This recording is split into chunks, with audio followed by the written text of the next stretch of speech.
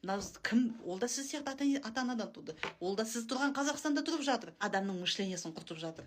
Соны қарап, оқып, жазылып алып, комментарий жазып отырған адамда қандай результат болуы мүмкін? Өзі өсек пен төсектің айналасында жүреді, өзі үлкен ақша тапқысы келеді. Өсек пен төсектің айналасында, ұрыс керістің айналасында ақша жоқ.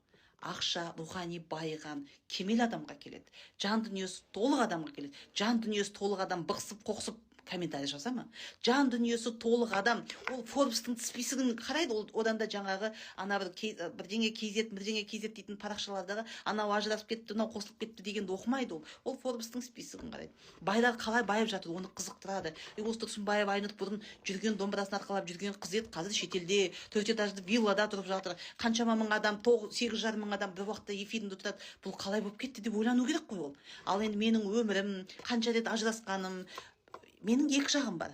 Менің қателескен Айнұр жағым бар. Жетістікке жеткен Айнұр жағым бар. Сіз менің қай жағымды зерттеп отырсыз? Қай жағыма фокусировка жасап тұрсыз? Сіз менің сол деңгейімде жүрсіз. Егер сіз менің ажырасқан, ұятсыз, жасы кіші күйеуге тиген, осы алаяқ деп жүрсеңіз, сіз ол деңгейде жүрсіз. Ал енді осы бұрын соңды бұна деңгейде, қазір мына жаққа өтіп кетіпті. Қалай жетті бұл? Бұл елге не айтып жүр?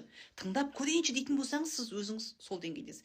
Шешім. Сіз қай шешімді қабылдадыңыз? Менің қай жағымды қабылдап тұрсыз? Қай жағымды зерттеп жүрсіз? Қай жағым туралы білгіңіз келеді? Міне сіз сол деңгейдесіздер. Қымбатты достар, мышление деп айтып жатамыз, я? Ми. Мен тағы да қайталап айтам. Ақшаны еңбек таппайды, ақшаны ми табады. Мен өткенде айтқам, ақшаны аяқ таппайды, я? Ақшаны ми табады. Мен тағы да бір айтып өтейін, бірақ осы жерде көп адам жатқа біледі, көп адамға мотивация болсын. Рай Куран парақшасын жақсы білесіздер. Райханды біздің Райхан Шымкенттік, я? Екі аяғы жоқ, авариядан кейін екі аяғынан қалған қыз. Сол қыз түп санаға қатысқан, 7 жыл депрессияда жатқан, по-моему, қателеспесем 3 рет суицид жасаған. Сол анасы қызым өліп қалама деп қорыққаннан біздің сабаққа қатысып, қызым қатыс деді. Райхан сабаққа қатысты. Біз айтамыз, адам ақшамен таппайды, аяқпен таппайды ақшаны, мимен табады. Қолмен таппайды, мимен табады. Тілмен де таппайды, мимен табады. Егер аяқпен қолмен табатын болсақ, Ник Вуйчич ең кедей адам болу керек. Оның екі аяғы да жоқ, екі қолы да жоқ. Ник Вуйчич не деп айтты? Мен әлемдегі ең бай мотиватор болам деді. Менің ең сұлу әйелім болады және көп балам болады деді. Қазіргі таңда әйелін көрдіңіздер, я? 4 баласы бар, көрдіңіздер, я? Екі аяқ, екі қолы жоқ адам. Екі аяқ, екі қолмен жете алмай жүрген нәрсені жасап отыр ма? Жасап отыр. Райхан, мысалы үшін, қарапайым Шымкенттің. Сіздер айтасыздар, ой, Ник Вуйчич Америкада мүмкіндік көп, жаңағы дефицит дейтін проблеманың айналасындағы адамдар. Райхан депрессиядан шықты ма? Не только шықты. Қалаған жұмысыма тұра алады екен ғой. Қалаған жетістігіме жете алады екен ғой. Қатысты, ойын өзгертті, мақсат қойды. Райхан не істеді? Шымкенттен 2 бөлмелі үй алды. Райхан не істеді? Әкімшілікке жұмысқа кірді. Әкімшілікте жүрді да тағы сабаққа қатысты. Біз не дедік?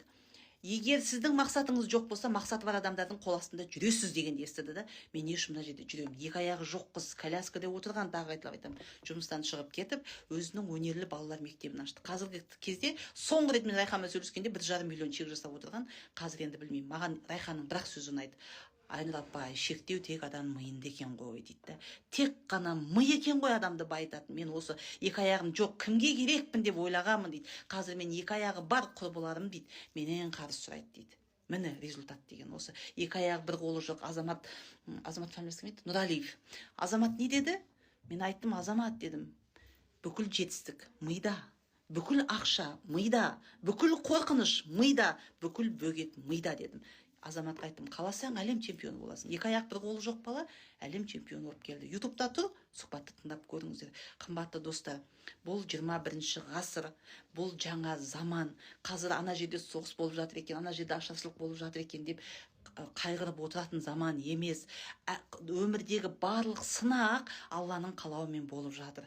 Аллах тағала әртүрлі қауымды әртүрлі сынақпен сынайды. Сондықтан да біз айдаладағы қауымның сынағына қайғырып, Аллах тағалам зачем осындай сынаққа беріп, осындай кішкентай балалардың не жазығы бар? Қайғырып жылау арқылы ол қайғыны өз миымызға кіргіземіз. Адамның миында қайғы болса, өміріне қайғы тез-ақ кеп қалады, достар. Сондықтан миларыңызды, тәндеріңізді, жандарыңызды, өздеріңізді сақтаңыздар. Сіз, мысалы үшін, көшедегі бүкіл мусорды үйіңізге алып келмейсіз ғой, әкелмейсіз. Сіз даладан әдемі зат көрсеңіз, үйге азық түлік әкелесіз, әдемі киім әкелесіз. Бірақ мына жерімізбен бүкіл әлемнің мусорын үйге алып келіп жатырмыз. Үйге әкелеміз де столдың басында талқылаймыз. Ана кімнің енесі ше сондай екен, мысалы үшін. Анау әншіні білесің ба, ана Мейрамбек Беспаев сөйтіп жүр екен. Ана Қайрат Нұртас, оказывается, әйелімен бұндай екен, оказывается. Ана Гүлжира Айдарбекова сөйтеді екен. Бүкіл әлемнің проблемасын алып келеміз. Ал енді кім біреудің тағдырын сөз қылатын болса, сол тағдыр, сол қиындық өз басына келмейінше бұл дүниеден өтпейді дейді. Біліп тұрып айтамыз. Біліп тұрып сол проблеманы үйімізге шақырамыз. Содан кейін жылаймыз.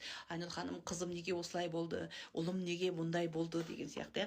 Осы бір кімнің бір кісі болды, енді аты жөнін айтпай ақ қояйын, осы алматылық тренингке қатысқан кісілер болса біледі. Айнұрға дейді, осы неге ажырасады, елдің алдында жүрген қыз неге семьясын сақтамайды деп тілім тиіп кетіп еді кезінде. Мен бүкіл елдің алдында Айнұрдан кешірім сұраймын деп сондай бір апайымыз сөйткен болатын да. Ол мәселе менде емес. Сіздер ойлап қалуларыңыз мүмкін, ойбай, бұл Айнұр Тұрсынбаевадан байқау керек екен.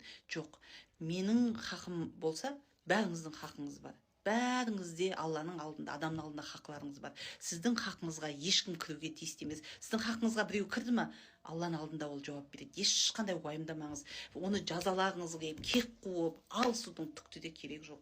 Сондықтан қымбатты қыздар, проблеманы шешу үшін бірінші ойды өзгертейік. Бірінші ми тазалығымен айналысайық. Миымызға өсек аяңды кіргізбейік. Миымызға өсек аяңды, жамандықты кіргізбейік. Ешқандай адамды өзіңізден төмен. Мен өткен осы жақында өзімнің бір жаман немді тауып алдым. Менің бір жаман мінезім дейміз, жаман әдетім бар екенін байқап қалдым. Біреулер тиісіп жатса, ой, ол уровень емес, біздің уровень емес қой деп айтады екенмін да. Соны өзім байқап, бір күні өстіп отырған кезде миыма біреу бір шапалақпен салып келіп жүргендей болды. Ей, сонда сенің уровенің құдай ау, сен қайдан шығып кетіп едің деймін да өз-өзіме. Сен қай уровеньге кетіп қалыпсың соншама? Ол менің уровенім емес деп айтатын сен кімсің деймін да өзіме. И сосын бірден тәубеге келдім да, астағфиралла, Алланың алдында мен Тұрсынбаева Айнұрмын, сіздің атыңыз Айжан, Гүлжан. Біреуміз бәріміз ертең 1 метр ақ кебінге оралып, баратын жеріміз бір, киіп кететін матамыз бір, жататын жеріміз бір. Ақыретте Аллах тағала Айнұр Тұрсынбаева бұл атақты ақын болған, бері қарай бөлек тұр деп әлпештемейді ешкімді. Бәріміздің деңгейіміз бір, ешкімді кемсітуге де болмайды, ешкімді құдай көруге де болмайды. Бәріміздің деңгейіміз бір. Кез келген миллионердің орнында сіз бола аласыз. Просто өзіңізге рұқсат беріңіз. Кез келген жұлдыздың орнында болғыңыз келеді. Боласыз. Қазіргі кезде қарапайым қыздар бұрын айтатынбыз, ой, сіздің ақындығыңыз бар. Ой, сіздің әншілік өнеріңіз болғасын атақты ғой. Алла сізге өнер берген ғой. Қазір қаншама блогерлар танымал. Өлеңі де жоқ, биі де жоқ, түгі де жоқ. Бірақ бүкіл ел аузына қарап отыр. Бүкіл елге жаңа машина әперіп жатыр. Бүкіл елге үй әперіп жатыр. Қаншама елге пайдасын тигізіп жатқан. Ешқандай өнері жоқ қыздар жүр. Олар кімдер? Олар өздеріне рұқсат бергендер. Өздеріне бай болуға рұқсат бергендер. Мен ана орыс тілінде жүргізетін Жанабіловтер деген кісілер балалардың әйел екеуінің парақшасын қарап тұрамын. ютубтағы видеоларын қараймын. Не үшін қараймын? Ол екеуі жас болса да маған өте мықты мотивация береді. Екеуісі түк жоқ болғанда, в прямом вообще түк жоқ жерден шыққан. Тамыр таныс жоқ, түк жоқ. Бірақ екі адам қосылды.